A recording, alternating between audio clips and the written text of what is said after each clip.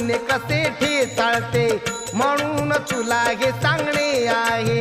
धम्माला आता जागणे आहे, पंचशिलास आचरणे आहे, सत्यमार्ग अनुसरणे आहे. भुकेला जर कुणी दारी आला, पोटभर घाल भोजन त्याला, लाभे आनंद खरा जीवनाला, खरे सुख मिळवा समाधानाला.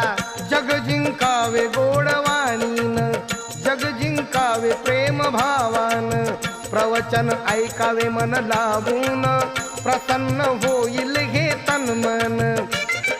धम्माला या जागदा साधावी ही सफलता, साधावी ही सफलता, ऐका नंदिनीची मी सांगतो कथा.